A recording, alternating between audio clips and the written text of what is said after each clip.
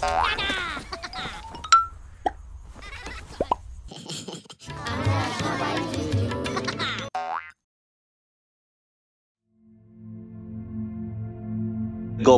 চ্যানেলের যারা সদস্য হয়েছেন এবং জয়েন বাটনের মাধ্যমে অর্থ সাহায্য করে আমাদের পাশে আছেন, তাদেরকে জানাই অসংখ্য ধন্যবাদ।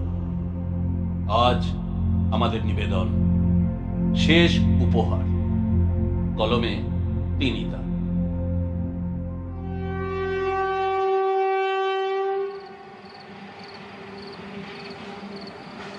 বক্সটা রাস্তার একপাশে পড়েছিল। সম্ভবত কোনো গাড়ি বা কারোর ব্যাগ থেকে ছিটকে এসে পড়েছে। রাস্তার পাশে গজিয়ে থাকা সামান্য ঘাসের গভীরেই তলিয়ে গিয়েছিল জিনিসটা। শুধু একটা কোণ উঁচু হয়ে বেরিয়েছিল বাইরে। কি করে জানি আমার চোখে পড়ল জিনিসটা। ল্যাম্পপোস্টের আলো তেরচাভাবে গিয়ে পড়েছিল ওটার গায়ে, চকচক করছিল। তাই আমি আগ্রহবশে এগিয়ে গেলাম। যদিও ছোটবেলা থেকেই শুনে আসছি অচেনা কোনো মানুষের দেওয়া কোনো জিনিস বা রাস্তাঘাটে পড়ে থাকা কোনো কিছুই হাতে নেওয়া উচিত নয়, কিন্তু আমি এখন আর ছোট নেই, রীতিমতো বিএসসি সেকেন্ড ইয়ার, আর ইচ্ছাটাও দমাতে পারছিলাম না। তাই নিচু হয়ে ছুঁলাম সেটা। কখন যে হাতে তুলে নিয়ে আবার মাথা উঁচু করে দাঁড়িয়েছি তার খেয়াল নেই। রাত হয়েছে অনেক। স্টেশন রোড হলেও এখন এটাও প্রায় নির্জন। ল্যাম্পপোস্টটা দাঁড়িয়ে আছে একলাটি। তার নিচে গেলাম। মোবাইলের চার্জ শেষ হয়েছে অনেক আগেই, আর অ্যাজ ইউজুয়াল আমার পাওয়ার ব্যাংকে চার্জ নেই। যাই হোক, ল্যাম্পপোস্টের আলোয় ঘুরিয়ে ফিরিয়ে দেখলাম ভালো করে। একটা চকচকে পেপার দিয়ে প্যাক করা। কি এটা? গিফট বক্স হতে পারে। চওড়া কম, লম্বা বেশি, এই এক বেগদার কিছুটা বাড়া। কি থাকতে পারে এর মধ্যে? যাই হোক, সেখানে আর বক্সটা খুললাম না। কিছুটা পা চালিয়ে গেলেই একটা গলি, সেটা পেরোলেই পাড়ায় ঢুকে যাব। আমার পাড়ায় এতক্ষণে অনেক বাড়ির নাইট ল্যাম্প জ্বলতে শুরু করে দিয়েছে। মা বাবা গেছে হলদিয়ায়, দিদির শ্বশুর বাড়ি। বাড়িতে আজ আমি একা। বেরিয়েছি সেই কোন সকালে। প্রথমে পড়া, তারপর কিছুক্ষণের জন্য বাড়ি ফিরে স্নান সেরে কোনো মতে নিজেই টোস্ট অমলেট বানিয়ে খেয়ে তড়ি ঘড়ি ট্রেন ধরতে ছোটা। মফস্বল এলাকা এটা, নিত্য শহরে যাতায়াত করতে হয়। New Alipore college. তারপর সেখান থেকে বেরিয়ে শহরের আর এক প্রান্তে ছুটে যাওয়া, আমার স্ট্রিট। আজ দিগন্ত স্যারের ক্লাস ছিল।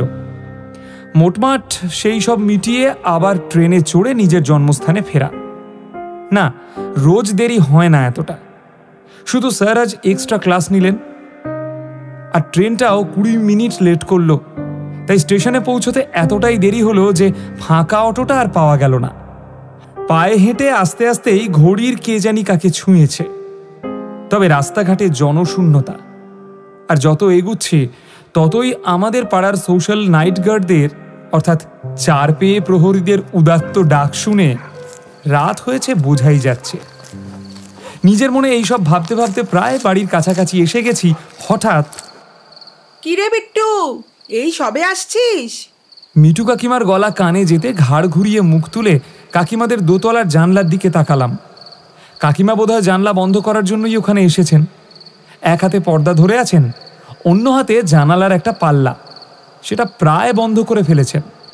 তারই ভিতর দিয়ে মুখ বাড়িয়ে আমায় জিজ্ঞেস করলেন। গলা তুলে আমি বললাম, হ্যাঁ কাকিমা। এত রাত হলো? ও, শেফালিরা তো নেই। তা তুই খাবি দাবি কি? দেখছি কিছু যদি ফ্রিজে থাকে গরম করে নেব, না হলে মুড়ি টুড়ি খেয়ে নেব। তা ভালো। তা সঙ্গে ওটা কে? আমায় বলছো? কিছুটা ঘাবড়ে গিয়ে জিজ্ঞেস করলাম। হ্যাঁ হ্যাঁ, তোকেই তো বলছি। তা তুই ছাড়া কে আছে এখানে? কই, আমার সঙ্গে তো কেউ নেই। কাকিমা একটু হাসলেন, তারপর বললেন, আমার চোখের পাওয়ার আছে ঠিকই, তা বলে এতটাও কি ভুল দেখি বলতে চাস? না বলিস না বল। তা ফাঁকা বাড়িতে কাকে নিয়ে এলি রে? তোর বন্ধু না বান্ধবী? হ্যাঁ, সে কি কথা? আমি তাড়াতাড়ি পিছনে ঘুরলাম। কেউ কি সত্যিই আমার পিছন পিছন এসে দাঁড়িয়েছে? কাকিমা তো অকারণে এমন কথা বলবেন না, কিন্তু কই, কেউ তো নেই। আমার থেকে হাত 10 দূরে একটা দেবদারু গাছ, হালকা হাওয়ায় একটু একটু দুলছে। আমি বেশ ভ্যাবাচাকা খেয়ে গেছি। কাকিমা কি গাছের ছায়াটাই আমার পাশে দেখে আকাশের তারার আলোর অদ্ভুত ফোকাসটাকে এমনভাবে মানুষের মতো দেখছেন? হতেও পারে। মিঠু কাকিমার চোখের সমস্যা আজকের নয়, কিন্তু এই কথাটা তাকে বলি কেমন করে? তা যা যা, আর দাঁড়িয়ে থাকতে হবে না। বলি কি, সাবধানে থাকিস, তোদের নিয়ে চিন্তা হয় তো। এই বয়সটা বড় বেয়ারা রে। মিঠু, আরে আমার জলটা দিয়ে যাও। শুনশান রাত বলেই দোতলা ঘরে সুভাষ কাকার ভারী গলাটা ইকো হয়ে কানে এলো আমার। হ্যাঁ যাই। উফ, একটাও কাজ যদি নিজে করতে পারি। এই বলেই কাকিমা দড়াম করে জানালার পাল্লা টেনে দিয়ে ছিটকিনি তুলে দিলেন। আমি কিন্তু বেশ নড়ে চড়ে গেছি। ব্যাপারটা কি হলো ভাবতে ভাবতেই নিজের বাড়ির দরজার তালাটা খুললাম। প্রথমে কোলাপসেবল গেট, তারপর ভিতরের কাঠের দরজা। কোলাপসেবল গেট খুলে একপাশে সরিয়েছি, হঠাৎ মনে হলো কার যেন একটা টাচ পেলাম। ঠিক পাশাপাশি দুইজন দাঁড়িয়ে থাকলে একজন হঠাৎ সরে গেলে যেমন হয়, অনেকটা সেই রকম। আর সেই গন্ধটা এক ঝলকে আর একজনের কথা মনে এনে দিল, বিদিশা। আমার ফার্স্ট ইয়ারের ক্রাশ। তবে প্রথম বর্ষে শুরু আর প্রথম বর্ষেই শেষ। ব্রেকআপটা ওই করেছিল। ও মডেলিং করতে চায়, কিন্তু হঠাৎ পড়াশোনা ছেড়ে দিয়ে ওদিকে যেতে বারণ করেছিলাম আমি, তাই ও আমাকেই ছেড়ে চলে গেছে। আমার কোনো অভিযোগ নেই, শুধু একটাই প্রে আছে, যে রাস্তাটা উন্নতির ভেবে ও আমাকেও ছেড়ে গেল, সেই রাস্তায় হেঁটে ও যেন সাকসেস পেতে পারে। কিন্তু চোখের সামনে থেকে চলে গেলেও মনের ভিতর থেকে ও যে কেন এখনো যায়নি, আমি এটাই ভেবে পাই না। ট্রাস্ট মি, ওর কথা আমি একটুও ভাবতে চাই না। আর আমার সময়ই বা কোথায়? বাবা মায়ের একটা ছেলে, পড়াশোনাটাই ঠিক মতো করে একটা ভালো চাকরি পেতে হবে, তাই রেজাল্টের নাম্বারের দিকে আমার কনসেন্ট্রেশন বেশি। যদিও আজকাল ডিগ্রিটা কোনো ব্যাপার নয়, তবুও আমরা যারা আর কিছু করতে পারি না, তারা তো চিরাচরিত চেষ্টাটাই করব।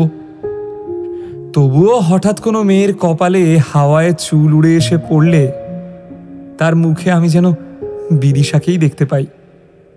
মেট্রো, ট্রেনে, বাসে অথবা কলকাতার রাস্তার হাঁটার সময়ও মাঝে মাঝে ভুল হয়ে যায়, অন্য কোনো মেয়ের গলা দিশার মতো শুনি। এই যেমন এখন এমন একটা গন্ধ নাকে এলো, এই লেডি পারফিউমটা দিশা ইউজ করত, আমিও একবার কিনে দিয়েছিলাম। কিন্তু এই গন্ধটা এত রাতে আমার পাশে কি করে? কে? অস্ফুটে বলে উঠলাম। আমি আবারও পিছন ফিরে দেখলাম, না, কিছু নেই, কোনো গাছপালাও না। গেটের লাইট জ্বলছে না, তবে আকাশে তারা আছে। চাঁদটা দেখা যাচ্ছে না ঠিকই, কিন্তু সন্ধেবেলা চাঁদ উঠেছিল। আমি দিগন্ত স্যারের কোচিং রুমের জানালা দিয়ে দেখেছি। হয়তো ভাষা মেঘ এসে ঢেকে দিয়েছে, হয়তোবা হিম পড়ছে। অক্টোবরের শেষ এটা।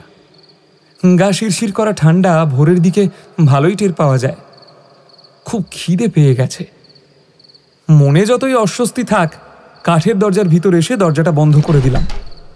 ঢুকেই পাশের দেওয়ালে সুইচ বোর্ড। নিজের বাড়ি, অসুবিধার কোনো কারণ নেই। কেউ নেই, তাই হাত বাড়িয়ে লাইটটা জ্বালালাম। কিন্তু অবাক হলাম একটু। রোরো আমি বাইরে থেকে বাড়ির ত্রিসীমানায় এলে আমার উপর এসে হামলে পড়ে, কিন্তু আজ একই কাণ্ড। আমার গন্ধ পেয়ে বাড়ির ভিতরে মা বাবার শোবার ঘরের পিছন দিকের বারান্দায়, মানে ও যেখানে শোয়ে সেখান থেকে ছুটে এসেছে বটে, কিন্তু এ কি, বারান্দার সিঁড়ি ধরে নিচে নেমে আস্তে আস্তে ও থমকে দাঁড়িয়ে পড়ে গড়গড় করছে। আমার জামাইবাবুর একটা পেট ডগ আছে, কিন্তু সেটা মোটেও শৌখিন কিছু নয়, রীতিমতো স্প্যানিয়েল। গত বছর অষ্টমঙ্গলায় আমি যখন দিদিদের আনতে গিয়েছিলাম, তখন দিদি জামাইবাবু সমেত তিনিও এসেছিলেন পায়ের ধুলো দিতে। কিন্তু অতিথিদের দেখা পেয়ে আমরা তো যেমন তেমন, এই রকম একটা কুকুরকে সামনে থেকে দেখলে ভয় করারই কথা। কিন্তু নতুন জামাইয়ের পোষা কুকুর বলে কেউ কিছু বলেনি। কিন্তু রোডও বলেছিল। ও তখন এইরকম গড়গড় করত, খুব ভয় পেত। আমরা একটু অপ্রস্তুতেই পড়েছিলাম তখন।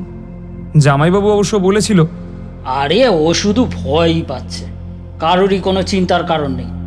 বাদশার প্রপার ট্রেনিং নেওয়া আছে, ও ট্রেন্ড, কাউকেই আক্রমণ করবে না। আরে বাবা, ডোন্ট ওরি। কিন্তু আমরা বুঝলেও রোডও বোঝেনি। যতই হোক, দুজনের মধ্যে তফাৎ আছে তো, একজন বাদশাহ আর একজন একেবারেই পাতি জিনিস। তাই তখন ওকে রীতিমতো বেঁধে রাখতে হয়েছিল পিছনের বারান্দায়। বাদশাহ বিদায় হলে পরে তবেই রোডও হাফ ছেড়ে বেঁচেছিল। ভয়ে কাঁটা হয়েছিল সব সময়। কিন্তু এখন কিসের ভয়?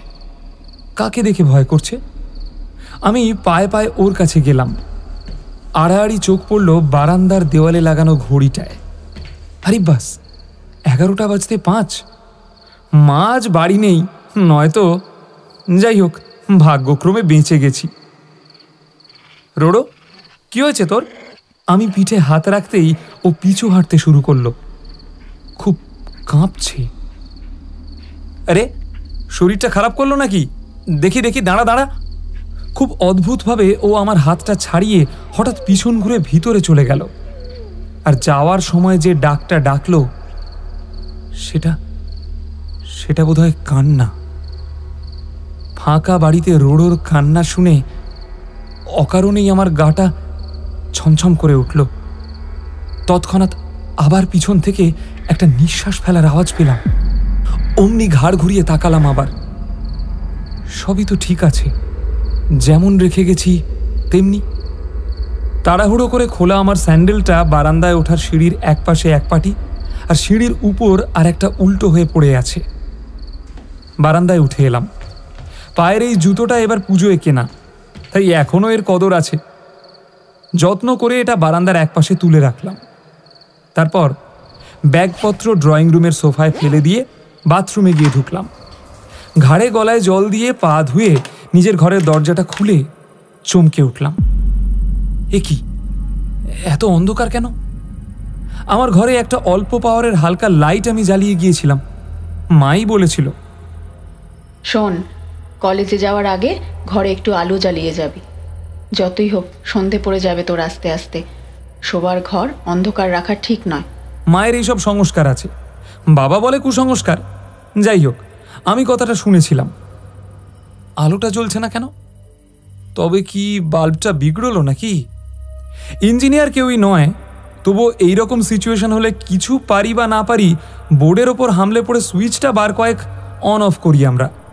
আমিও সেটাই করতে গেলাম, করতেই আবার চমক, সুইচ অফ। কিন্তু কি করে?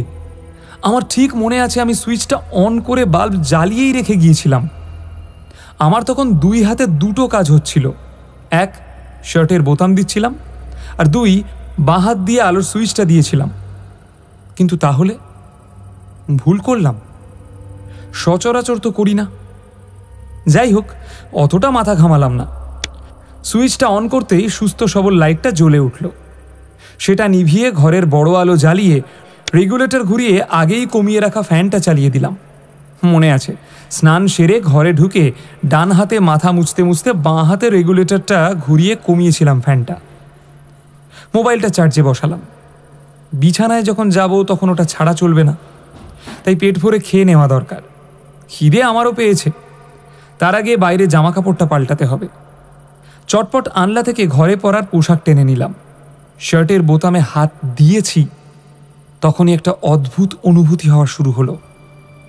ঠিক বুঝিয়ে বলতে পারবো না, কিন্তু কেমন যেন একটা লজ্জা লজ্জা ভাব। কিন্তু কেন? পাকা বাড়ি, চারিদিকে দরজা জানলা বন্ধ। আমার ঘরের দরজাতে ভারী পর্দা ঝুলছে, দরজাটাও ভেজিয়ে রেখেছি। তাহলে একলা ঘরে আমার লজ্জা করছে কেন? হাত চলছে না আমার, শার্টের একটাও বোতাম খুলতে পারছি না তো। মনে হচ্ছে ঘরেই আরেকজন কেউ আছে, আমার কাছেই। পাগলের মতো আমি একটু এদিক ওদিক চোখ চালালাম। চারিদিক ঝকঝকে তকতকে পরিষ্কার। এলইডি ল্যাম্পের আলোয় আমার ঘরটা দুধ সাদা হয়ে আছে। আমি খুব একটা গ্যাঞ্জাম পছন্দ করি না বলে এই ঘরে ফার্নিচারের বহর নেই। একটা খাট, আমার বুকশেলফ, পড়ার টেবিল আর একটা আনলা, বাস এইটুকুই। খাটের নিচেতেও বক্স ফিট করা আছে, আর টেবিলের তলায় মেঝে দেখা যায়। লুকিয়ে থাকার তো জায়গা নেই কোথাও। সবচেয়ে বড় কথা, দরজাটা তো বন্ধ ছিল। বাইরে থেকে ছিটকিনি খুলে আমি ঘরে ঢুকেছি একা। তাহলে দূর, আর ভাবতে ভালো লাগে না। খিদেতে পেট কান্নাকাটি শুরু করেছে। জামা কাপড় হাতে নিয়ে বাথরুমে ঢুকলাম, আবার চেঞ্জ করে বেরিয়ে এলাম তাড়াতাড়ি। রান্নাঘরে গিয়ে দেখি ফ্রিজে এমন কিছু নেই, অর্থাৎ হাত পুড়িয়ে রান্না করতে হবে এখন। ম্যাগির কটা প্যাকেট কেটে ফটাফট ফুটিয়ে নিলাম। গন্ধেই পেট ভরে যায়। ম্যাগি খেতে আমি খুব ভালোবাসি। তার একটা কারণ, আপনা হাত জগন্নাথ। নিজেই রান্না করে নেওয়া যায়, ঝামেলা তো কিছু নেই, আর টেস্টও লাজবাব। গামলার মতো গরম বাটিটা হাতে নিয়ে গন্ধ শুঁকছি, হঠাৎ মনে হলো আমার কানের কাছে আর একজন কে যেন আমারই মতো লোভী নিঃশ্বাসে গরম ম্যাগির লোভনীয় গন্ধ শুঁকে নিল। আমি ভয় পেয়ে চমকে তাকালাম। না, কেউ নেই। কি হচ্ছে এসব? বারবার একই ভুল। খাবার নিয়ে আর দাঁড়ালাম না, হাতে গরম লাগছে। ডাইনিংয়ে এসে টেবিলে রেখে দিলাম বাটিটা। টিভিটা একটু দেখা যাক বলে টিভি চালাতে গেলাম।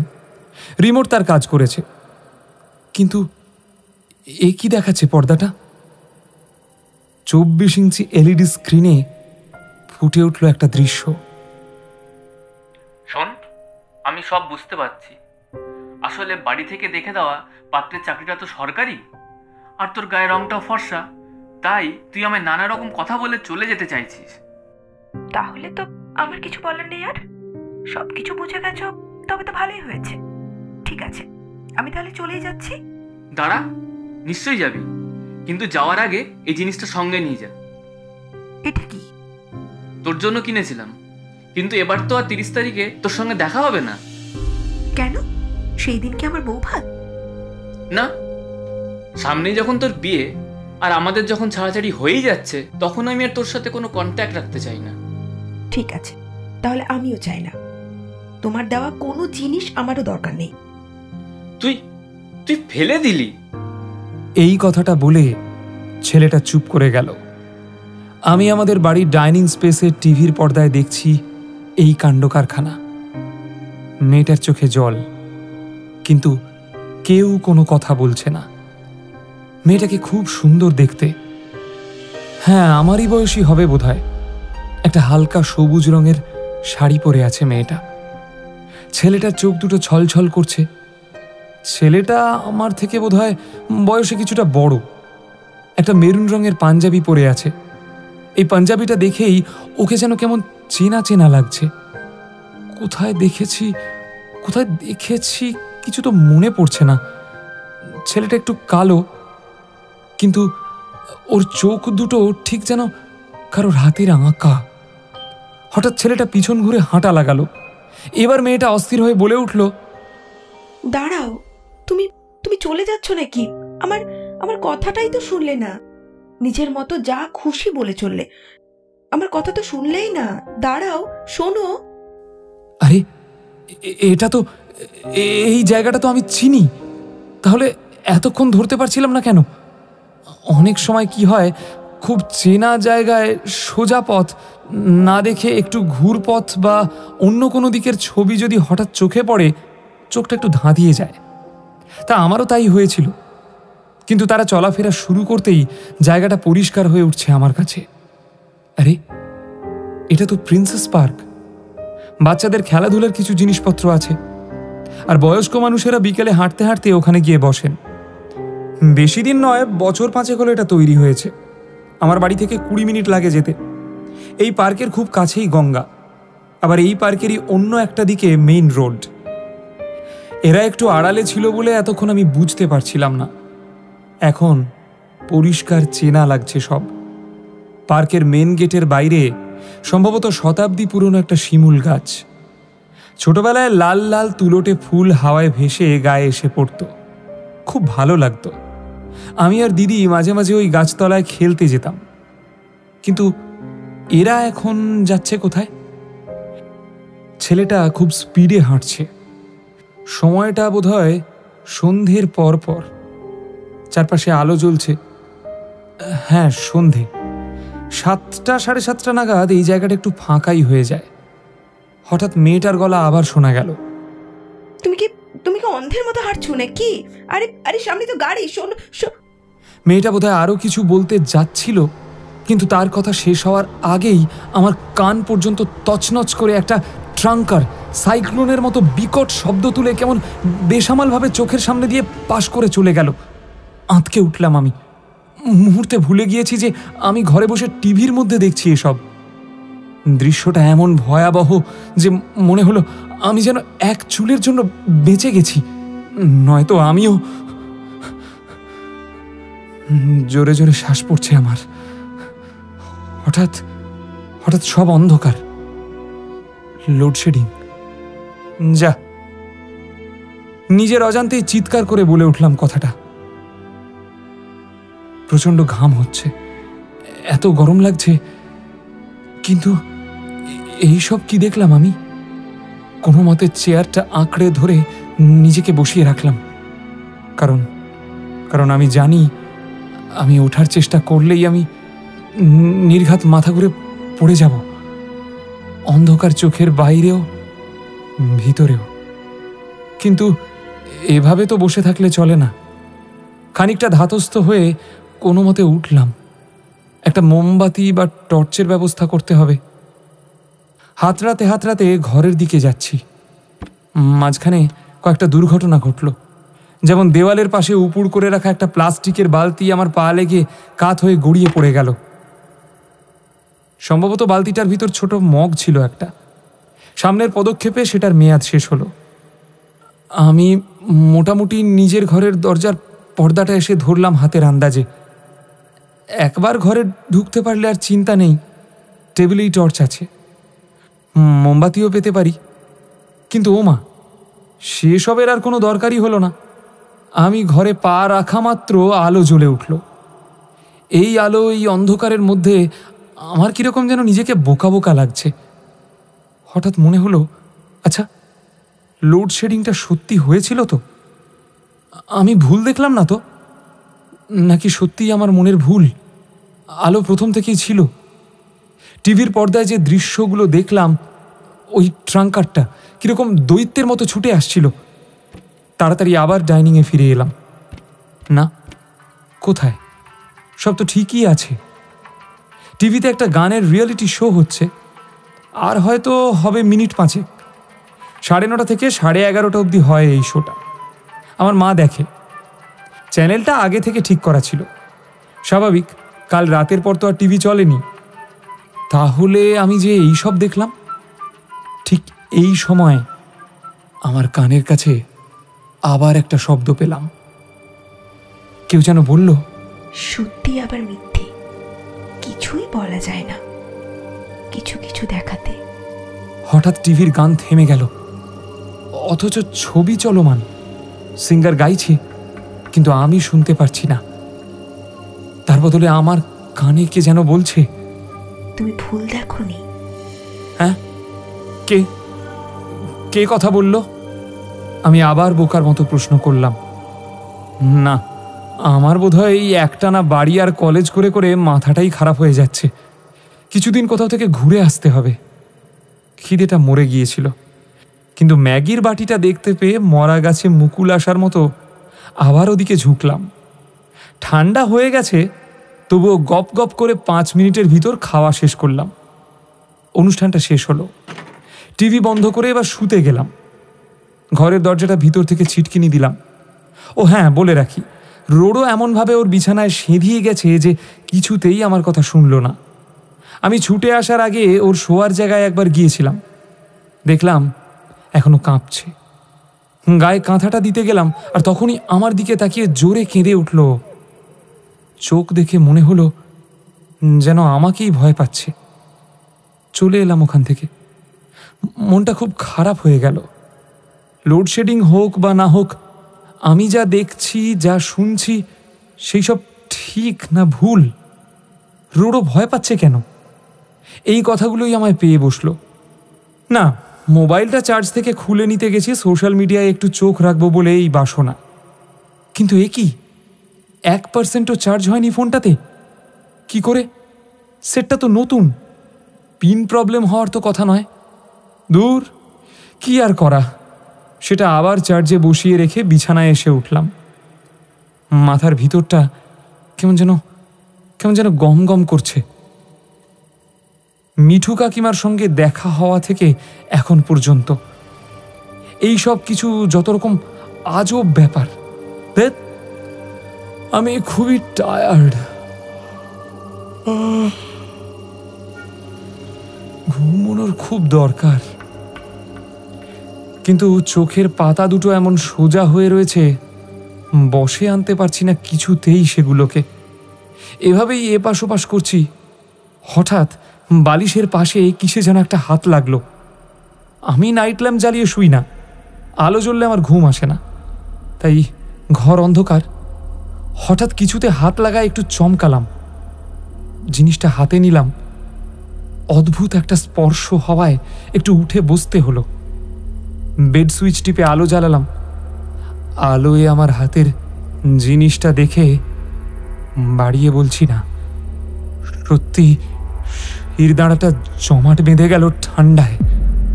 আরে আরে, এটা তো সেই সেই গিফট বক্সটা। এখানে এলো কি করে? না, আমার পরিষ্কার মনে আছে বাড়িতে ঢুকেই আমি সোফার উপর সব কিছু ফেলে দিয়েছি। আমার ব্যাগটা পর্যন্ত ঘরে আনিনি, শুধু ফোনটা পকেটে ছিল। তাই তাড়াতাড়ি বিছানা থেকে নামলাম, দরজা খুলে ছুটে গেলাম বারান্দায়।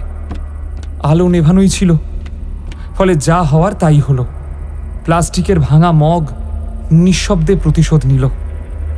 একটা সূচালো মুখ কোনা পায়ের পাতায় ফুটতেই শব্দ করলাম আমি। বালতিটা সত্যিই পড়েছিল, মগটা আমি মারিয়েছি আগেই।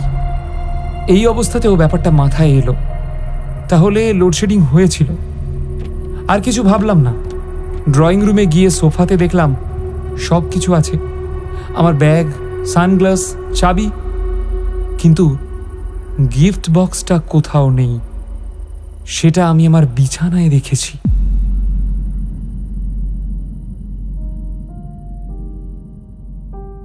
আমি সৌগতকে খুব ভালোবাসি। ক্লাস 11 থেকে ওকে চিনি। ওর অ্যাম্বিশন, ওর স্টাইল, সব কিছু আমার খুব ভালো লাগে।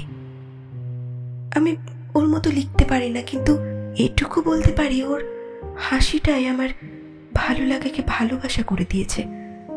2 বছরের সিনিয়রও। কোচিং ক্লাসে দেখা হতো, যদিও একটা হেজিটেশন ছিল। যতই হোক, ও কলেজে পড়ে, আমি কি করে বলবো। কিন্তু 2020 সরস্বতী পুজোর দিনটা সবকিছু ওলটপালট করে দিল। বাতাসে তখন একটা চাপা উত্তেজনা। একে তো বসন্ত, তার উপরে কিনা একরকম ব্যাকটেরিয়া ছড়িয়ে পড়েছে দেশ থেকে দেশে। ঠিকমতো কেউ কিছু বুঝতেই পারছে না। তখন আলোচনা করছে সবাই। এইরকম আনন্দ আর আশঙ্কার মাঝে একটা সময় ছিল তখন। এই ডিপিতে তোর ছবি রাখিসনি কেন? এমনি, আমি তো ভালো দেখতে নয় তাই। কেউ বলেছে? কি? এই যে তোকে খুব খারাপ দেখতে না ভালো দেখতে? ভালো দেখতে তাও তো কেউ বলেনি। তোকে খুব সুন্দর দেখতে, আর আজ শাড়ি পরে আরও সুন্দর দেখাচ্ছে। শোন, তোকে না থাক।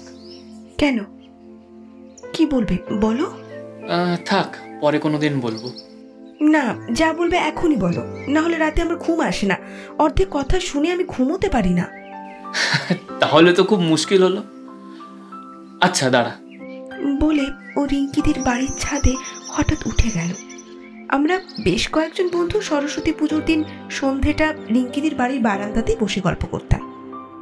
সৌগত রিঙ্কিদির কি একরকম দাদা হয়।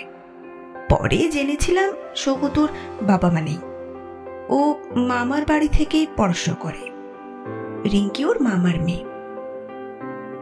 তিশা, প্রিয়াঙ্কা, সৌমিলি আর রিঙ্কি সবাই এদিক ওদিক কোথায় যেন ছড়িয়ে গেছে, এখানে নেই। আমরা একটু ঘুরতে বেরোবো তাই বোধহয় ওরা সাজগোজ করছে। আমি একাই বসেছিলাম। সৌগত তখন বাড়ির ভেতরে ছিল। ওরা চলে যাওয়ার পর হঠাৎ আমার সামনে এসে ডিপির কথাটা বলল, কিন্তু এখন ছাদে এলো কেন? একা একা বসে থাকতে ভালো লাগছে না, আমি বরং যাই দেখি ওদের কতদূর হলো। 7টা বাজতে যায়, কখন আর বেরোবে? এটা ভেবেই উঠতে যাচ্ছি, হঠাৎ এটা কি? হলুদ শাড়িতে বেশ ভালোই মানিয়েছে তোকে। ছাদ থেকে নেমে এসে আমার হাতে এক টুকরো কাগজ গুঁজে দিয়ে তাড়াতাড়ি চলে গেল। আমি জানতে চেয়েছিলাম এটা কি, কিন্তু ও কিছু বলেনি। ও চলে যাওয়ার পরেই কাকিমা ছুটে এলো, নয়তো আমি পিছনে ঠিক জিজ্ঞেস করতাম কাগজে কি আছে। তারপর সবার সঙ্গে আমিও ঘুরতে বেরোলাম। বাড়ি ফিরে নিজের ঘরে দরজা বন্ধ করে চিরকুটটা চোখের সামনে ধরলাম। 2টো লাইন লেখা, বসন্তে পলাশের গায়ে লাল রং ফুটবেই, স্বাভাবিক। ভালোবাসি তোকে, ভুল করলে আমায় ক্ষমা করিস। এইভাবে কি কেউ কি বলে?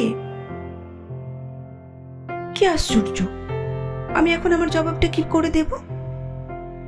খুব দুশ্চিন্তা হলো, কিন্তু সুযোগ এলো জোনাকির মতো। রিঙ্কিদের বাড়ির ঠাকুর বিসর্জন করতে আমরা সবাই গেলাম। বাড়ির ছেলে হিসেবে সৌগত গেল আমাদের সাথে। এতগুলো মেয়ে সঙ্গে একজন বড় কেউ না থাকলে তো হয় না। এই সুযোগে আমার চিরকুট চালান করে দিলাম ওর বাসন্তী রঙের পাঞ্জাবিটার পকেটের সহায়তায়। বসন্তে পলাশ লাল হোক দোষ নেই, কিন্তু এইভাবে লুকোচুরি করা খুব দোষের। নতুন পার্কের পেছনে কাল সন্ধ্যে 6টায়। এমন করে এই পর্বটা শুরু হলো। আর আজ ও এমন করে নিজের মতন একটা কল্পনার শহর তৈরি করে ভুল বুঝে চলে গেল।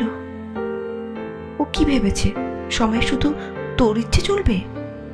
না, আমি ওর মতো লিখতে পারি না, কিন্তু তাই বলে আমি শুধু কাঁদবো না। আমিও তো বলতে চাইনি বাড়ি থেকে পছন্দ করে দেওয়া ছেলেকেই বিয়ে করতে চাই। আমি তো বলিনি আমার বরের সরকারি চাকরি না হলে আমি বিয়ে করব না। বরং আমি বলতে এসেছিলাম চাকরি তো অনেকেই করে, কিন্তু সৌগতর মতো লেখার হাত কজনের আছে? ওর মতো চোখ, ওর মতো তাকানো, ওর মতো কথা বলা, রাগ করা, দুঃখ পাওয়া, এমনকি কাঁদবার পর্যন্ত স্টাইল আর কারো নেই। সমস্ত কথার অর্ধেকটা বলবে, বাকিটা বুঝে নিতে হবে। এই কারণেই 4 থেকে 5 বছরের মধ্যে 4-5 বার, হাজার বার অশান্তি হয়েছে আমাদের, ঝগড়া হয়েছে, কিন্তু প্রতিবারই ওর রুমালেই আমার চোখের জল মোছা হয়েছে। প্রতিবারই আমি ওকে সরি বলেছি। চাকরি বাকরি বিক্রি হয়ে গেছে, স্টকে না থাকলে কেউ কি করে পাবে? আমি তো কোনো দাবি করিনি। আমার ট্রেনিং শেষ হলে আমার চাকরিটা হয়ে যাবে, তারপর না হয়। কিন্তু না, তর সইল না। সব সময় ওর কথাই শেষ কথা। কিচ্ছু বলতেই দিল না আমায় সব সময় ওর ইচ্ছে মতো চলতে হবে না। আমিও বুঝিয়ে দেব। শুধু ও নয়, আমিও কষ্ট পাই, আমিও ভালোবাসি ওকে।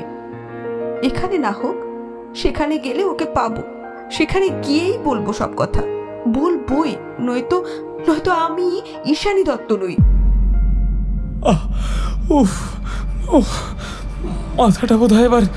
মাথাটা এবার যন্ত্রণায় ছিঁড়ে যাবে। জ্বর এলো কি করে এতটা? কি প্রচন্ড কাঁপুনি, কিন্তু ব্ল্যাঙ্কেট, পালাপোষ, এমনকি একটা কাঁথা পর্যন্ত সবই আছে খাটের বক্সের ভিতরে। উঠে গিয়ে বার করে আনার শক্তিটাও এখন নেই আমার। আমি কি তাহলে এইভাবে ঠান্ডাতেই কাঁপতে শেষ হয়ে যাব? মাথার উপর ফ্যানটা ঘুরছে এখনো। হ্যালো, হ্যাঁ রে কাণ্ডজ্ঞান হবে না? কেন মা, কি হলো? জিজ্ঞেস করছিস কি হলো? নিজে তো ফোন করিসনি। বাবা মা এতটা দূর এত গাড়ি ঘোড়া সামলিয়ে কিভাবে এসে পৌঁছলো, তোর তো কোনো দায়িত্বই নেই সেই সবের খোঁজ খবর নেওয়ার। আমরা 1000 বার ফোন করছি, সেই ফোনটা ধরার মতো জ্ঞান নেই তোর? আশ্চর্য ছেলে বটে, 24টা ঘন্টা তো ফোনের মধ্যেই পড়ে আছিস। কষ্ট হয় নাকি ফোন ধরতে শুনি? আমার মা যখন মেজাজ হারিয়ে ফেলে তখন ঠিক এইভাবে 5G স্পিডে কথা বলে। তবে বেশিক্ষণের জন্য নয়, দুর্যোগ কেটে যায় খুব তাড়াতাড়ি। এখনও তাই গেল। মায়ের কথা তো মাটিতে পড়ে না, তার মাঝখানে আর কারোর কিছু বলা আর কোনো প্রশ্নই উঠতে পারে না। অর্থাৎ আমিও চুপ করেই ছিলাম। মা একচোট বলে নিয়ে নিঃশ্বাস নেওয়ার জন্য একটু থেমে তারপর আবার আরম্ভ করল। তবে এবার আর চড়াই নয়, উতরাইয়ের দিকে টান। জানিস বিট্টু, খবর টবর তো কিছুই রাখিস না। কালকে আমাদের ওখানে একজোড়া দুর্ঘটনা ঘটে গেছে রে। আমাদের ওই গঙ্গার ধারে ওই যে ওই নতুন ছাতার মাথা কি যেন একটা পার্ক হয়েছে না? ওই প্রিন্সেস পার্ক? ও হ্যাঁ হ্যাঁ, ওই হলো। ওর পাশে যে বড় রাস্তা। হ্যাঁ, কি হয়েছে সেটা বলো। আরে কাল সন্ধ্যেতে একটা বড় অ্যাক্সিডেন্ট হয়েছে ওখানে। একটা ট্রাঙ্কার একেবারে পিষে দিয়ে গেছে রে। ইয়াং ছেলেটা জানিস মরে গেছে। আর শুধু এই নয়, আমাদের দত্তবাড়ির একটা মেয়ে কালকেই বিষ খেয়েছে। মেয়েটা নার্সিং ট্রেনি ছিল। শুনলাম এই আর বছরখানেক বাকি ছিল। কিরকম লাগে বলতো? হ্যাঁ, শুনলাম ওদের নাকি দুজনের একটা কি সম্পর্ক ছিল, মানে ভালোবাসাবাসি আর কি। তা তোমাকে এত কথা শোনালো কে?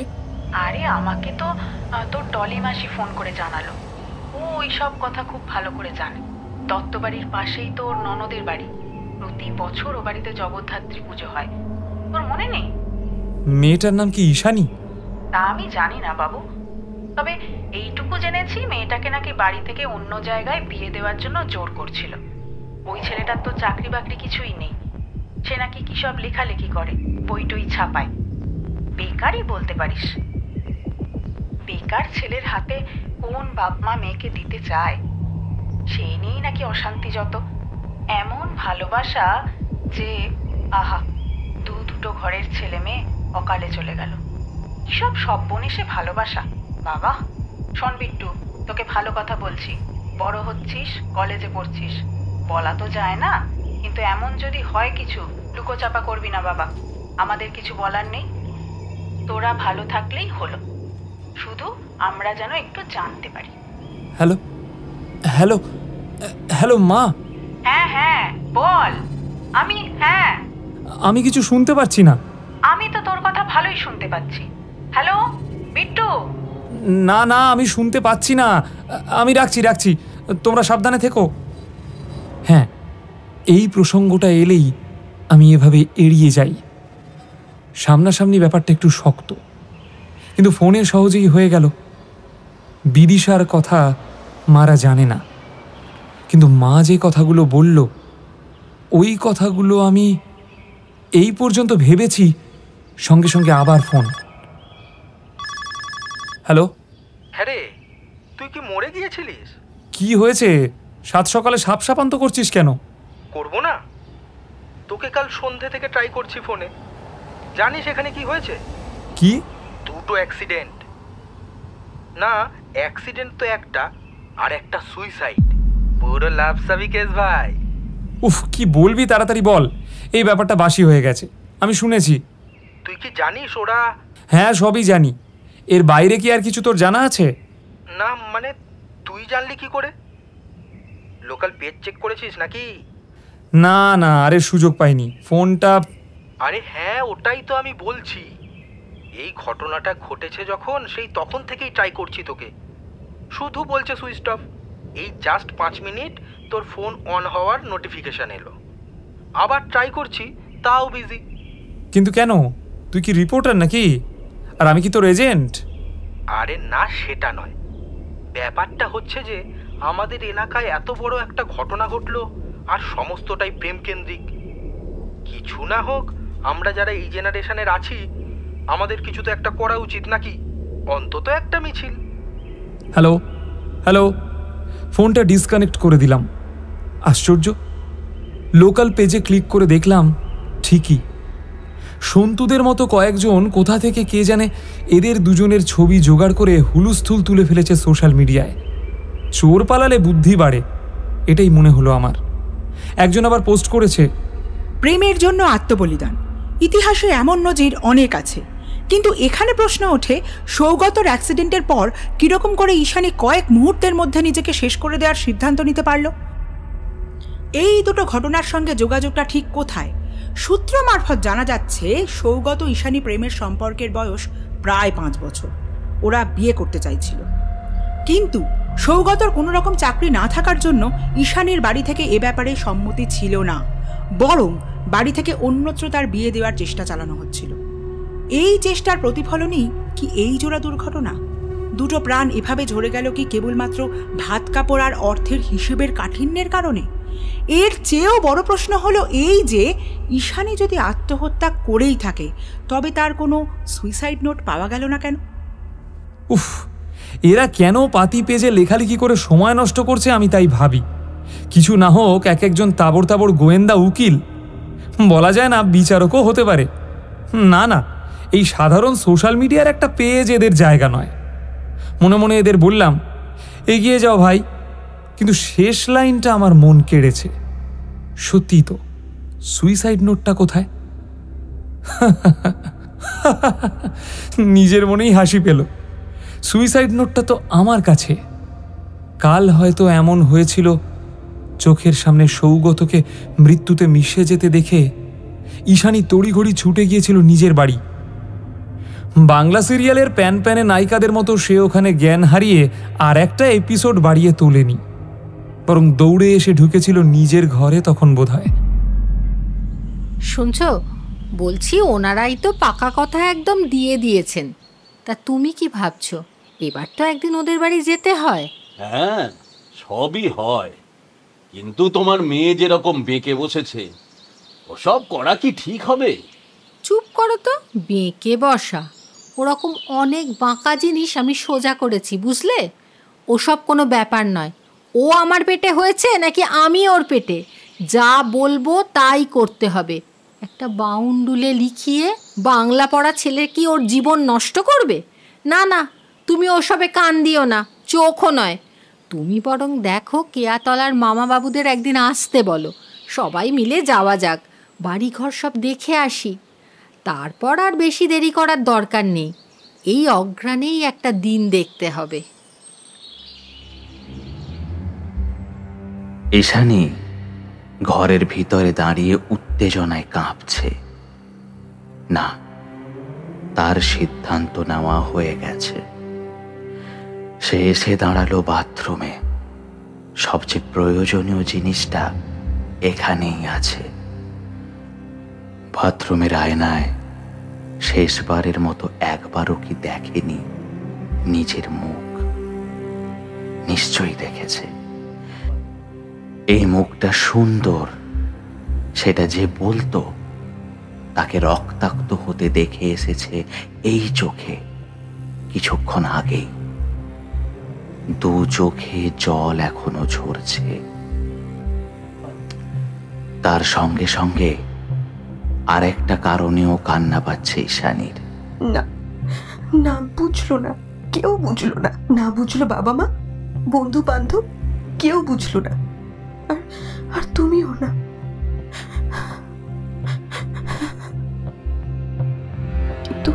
কিন্তু বুঝতে তোমায় হবেই, না বুঝে ছাড়বো না।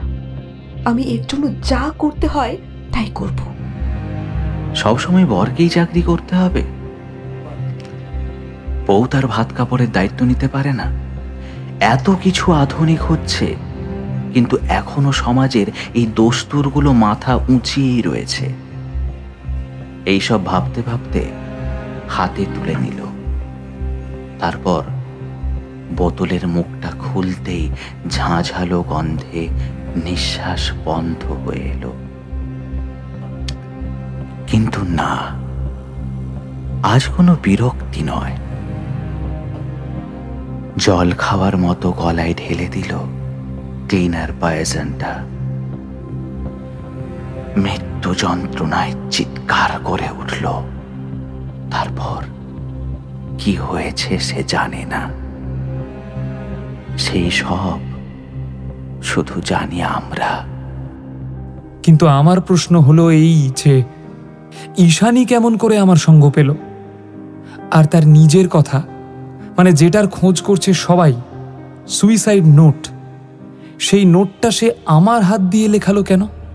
কারণ আমার আঙ্গুল আর পেন ধরতে পারবে না। কথাগুলো আমার মনের কথা। কথার ভারে মনটা বড় ভারী হয়ে গেছিল। কিছুতেই ওই টানটা আমাকে পৃথিবী ছেড়ে যেতে দিচ্ছিল না। ও তো চলে গেছে, এখন আমার দেরি হয়ে যাচ্ছে। এখানকার সব কথা এখানে রেখে যেতে হবে, তাই তোমার হাতের আঙ্গুলগুলো আমার ইচ্ছে পূরণ করেছে। কে? এখন সকাল, কিন্তু ঘরের জানলা দরজা সবই বন্ধ। আলো জ্বলছে আমার ঘরে। এলইডি লাইটে হঠাৎ আমার চোখের সামনে একটা অবয়ব ফুটে উঠল। এ কি? এই মুখ তো আমি আগে দেখেছি।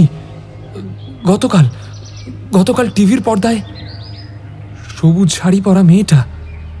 কিন্তু কিন্তু এর মুখে এত কষ্ট কেন? এত যন্ত্রণা কেন? চোখের কোণে জল জমে মুক্ত হয়ে গেছে। কে তুমি? ঈশানী। হাওয়ায় তরঙ্গের মতো শব্দে কথা বলল মেয়েটা। তুমি আমার কাছে এসেছো কেন? তোমার প্রশ্নের উত্তর দিতে, তোমায় থ্যাঙ্কস বলতে, আর তোমার জিনিসটা নিয়ে যেতে। ভয় পেও না, আমরা সেম এজ, বন্ধুর মতো। আমি। তুমি কি কাল থেকে আমার সঙ্গে সঙ্গে আছো? হ্যাঁ, আছি তো। আর ওই পারফিউমের গন্ধটা কি? আমারই। সৌগত দিয়েছিল আগের বছর আমার জন্মদিনে। স্পেশাল স্মেল বলে আমি একটু কম কম করে খরচ করতাম। আর তুমি আমাকেই তোমার পাশেই পেছনে বারবার অনুভব করেছ। ভুল দেখোনি কিছু, যা শুনেছ তাও ঠিক। আসলে আমি তো আর তোমাদের মতো নই, তাই ব্যাপারটা এরকম হলো। ভালো কথা, তুমি রোডুর কাছে যেও আমি চলে গেলে। বেচারি খুব ভয় পেয়েছিল কাল, কষ্ট হয়েছে ওর। ওরা সব বুঝতে পারে, তুমি বুঝিয়ে বলো, তাহলেই হবে। ও কি তোমায় দেখতে পাচ্ছিল? হ্যাঁ, শুরু থেকেই ওরা আমাদের দেখতে পায়। থাক সে কথা। তোমাকে অনেক অনেক ধন্যবাদ। থ্যাঙ্কস কিসের? আমার কথাগুলো লেখার জন্য। সরি। তোমার অনেকটা কষ্ট হলো। আসলে আমি তো আর তোমাদের মতো নই। তুমি আমার গিফট বক্সটা হাতে নেওয়া থেকে আমি তোমার সঙ্গ নিয়েছি। আমরা তো এইভাবেই সঙ্গ নিয়ে আসি। কিন্তু এই বক্সটা, মানে এইটা তোমার, কিন্তু কি করে? ওটাই আমি সৌগত দিয়েছিল। মাথার ভিতরে চিরিক চিরিক করছে পরপর অনেকগুলো দৃশ্য। কথার স্তর সরে সরে গেল। আমি তাড়াতাড়ি বললাম, তোমরা তো দেখা করেছিলে প্রিন্সেস পার্কের পিছন দিকটায়, ওখানেই ফেলে দিয়েছিলে বক্সটা। সেটা এদিকে এলো কি করে? আমি জানি না গো, হয়তো আমি ফেলে দেওয়ার পর ওই রাস্তায় আরও কেউ এসেছিল। সে দেখতে পেয়েছিল জিনিসটা, তারপর ওই জায়গার কাছাকাছি আসতে কোনোভাবে ওটা তার কাছ থেকে হারিয়ে গেছে। তারপর তুমি পেয়েছো। আসলে তখন তো আমি তোমাদের মতোই ছিলাম, তাই ব্যাপারটা আমি জানি না। কিন্তু আমি যখন আলাদা হলাম তখন থেকে ওটা খুঁজছি। হঠাৎ দেখলাম তুমি ওটা কুড়িয়ে নিলে, সেই থেকেই তোমার সঙ্গে সঙ্গে আছি। ওটাই আমি দিয়ে দাও। ওটা না নিয়ে আমি যেতে পারবো না এখান থেকে। ওটা আমার বার্থডে গিফট, সৌগতর দেওয়া শেষ উপহার। আমি গিফটটা মেয়েটার দিকে বাড়ালাম। আমার হাতে স্পর্শ পেলাম আঙুলের, কিন্তু সে যেন ঠিক চামড়ার আঙুল নয়। আমার চোখ দেখল ঈশানীর হাত ছুঁয়েছে আমার হাত, কিন্তু আমার হাত বুঝল এক রাশ হাওয়া লাগলো যেন আঙুলের কোলগুলোয়। ঈশানীর ঠোঁটে হাসি ফুটল। আমি বললাম, আমার আগাম শুভেচ্ছা রইল তোমার জন্মদিনের। Thank you. এবার আমি আসি, ভালো থেকো। শেষ উপহার বুকে নিয়ে চোখের সামনে সবুজ শাড়ি পরে হারিয়ে গেল ঈশানী। আমি মনে মনে বললাম, যেখানে গেলে ভাত কাপড়ের প্রয়োজন পড়ে না, সেখানে গিয়ে ভালোবাসায় ভরে থেকো তোমরা। সকাল হয়ে গেছে, কলেজে যাওয়ার শক্তি নেই আমার। একটু একটু করে মনে পড়ছে কাল রাতে ড্রয়িং রুম থেকে বেডরুমে এসে বিছানায় ওঠা মাত্রই আমি আর আমাতে থাকলাম না। কি হয়েছে না হয়েছে মনে নেই কিছুই, কিন্তু এখন আবছা আবছা সব মনে পড়ছে। কি হচ্ছে সব? পাগল হয়ে যাচ্ছি। আরে আরে এটাই তো সেই গিফট বক্সটা, এটাই যত নষ্টের মূল। এটাকে ফেলে দেব, এক্ষুনি ফেলে দেব বলে জিনিসটা হাতে নিয়ে জানলা দিয়ে বাইরে ফেলে দেব, কিন্তু তার হলো না। এটা ফেলে দেওয়া যাবে না, খুব দরকারি কাজ আছে এটা নিয়ে। আমার মন বলল আমাকে। আমি বক্সটা খুললাম, ভিতরে একটা পেন। দাম দিয়ে বিচার করলে আকাশ ছোঁয়া কিছু নয়, কিন্তু খুব সাধারণ পেনও নয় এটা। তারপর আমি লিখতে শুরু করলাম। আমার ডায়েরিটা বিছানাতেই থাকে। এই ডায়েরিটা নতুন। আমি এতই লিখি যে আমায় ঘন ঘন ডায়েরি বদলাতে হয়। এভাবেই কেটে গেছে সারা রাত। ভোরের দিকে যখন লেখা থেমেছে, তখন আমার গা জ্বরে পুড়ে যাচ্ছে। প্রচন্ড জ্বরে ঠকঠক করে কাঁপছি, কিন্তু অসহায়ের মতো বিছানাতেই পড়ে আছি। একটা চাদর পর্যন্ত টেনে গায়ে দেওয়ার শক্তি নেই। আমি এতটাই শক্তিহীন হয়ে পড়েছি। এমন করে সকাল হলো, আমার ফোনটা বাজছে কন্টিনিউ। কোনো মতে নিচে নেমে মোবাইলটা নিয়ে এলাম বিছানায়। তখনই খটকাটা লাগলো। রিং হচ্ছে কি করে? ফোন অন করলো কে? অগুন্তি মিস কল অ্যালার্টের মাঝেই মা ফোন করছে। দরজার ওপাশে রোড়ো এসেছে। যাই, ব্রেকফাস্টের সময় হলো। দাঁড়া রোড়ো, যাচ্ছি।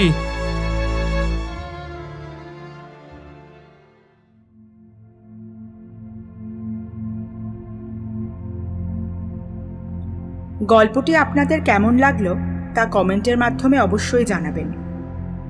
আর চ্যানেলটিকে ভালো লাগলে লাইক, শেয়ার আর সাবস্ক্রাইব করে আমাদের পাশে থাকবেন। আমাদের নোটিফিকেশান সঙ্গে সঙ্গে পাওয়ার জন্য সাবস্ক্রাইব বাটনের পাশে থাকা বেল আইকনটিতে প্রেস করে রাখুন। আরেকটি কথা, আপনারা আপনাদের লেখা গল্পগুলি অডিও স্টোরি রূপে শুনতে চাইলে আমাদের চ্যানেলের মেল আইডিতে পাঠাতে পারেন। নির্বাচিত গল্পগুলি আমরা অডিও স্টোরি রূপে তুলে ধরব। আমাদের ডেসক্রিপশন বক্সে মেল আইডি পেয়ে যাবেন। আজ তবে এই পর্যন্ত। ভালো থাকবেন, সুস্থ থাকবেন। শুভরাত্রি।